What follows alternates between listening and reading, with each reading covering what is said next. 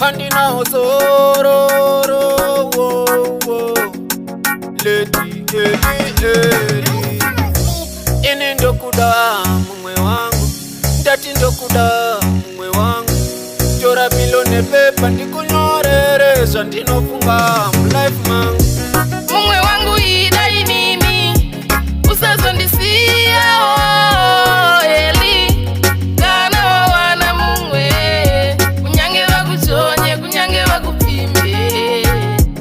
usazondisiya eli kana wawana mumwe ndakakupiwa ndiri kuhope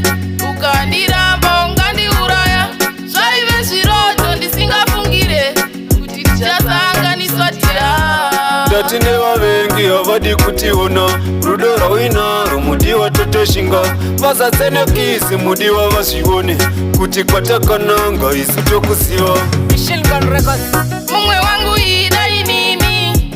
usazondisiya eli kana wawana mumwe kunyange vakuchonye kunyange vakupimbe usazondisiya eli kana wawana mumwe ini ndakapikira topinda muguva kana wati hauchada ini ndosvikila toita kufulaya nerudo taenda kana dziri dzerudo ini ndodzifira vachiresha ndandi murume wangu uya ndikuudze murume wangu handisi joki murume wangu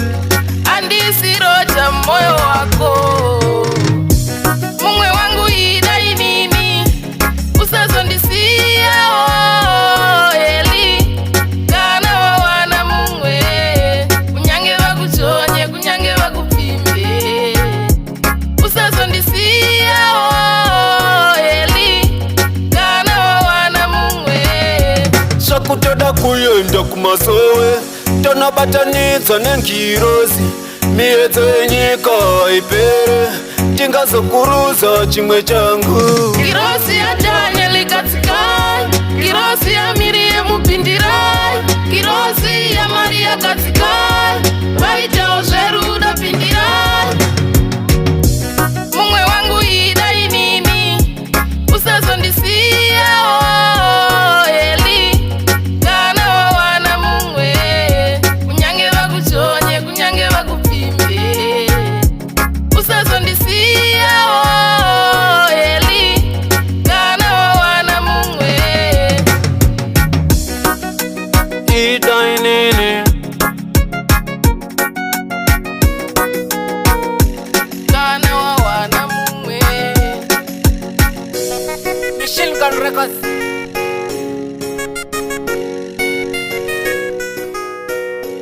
Kana wana Mungu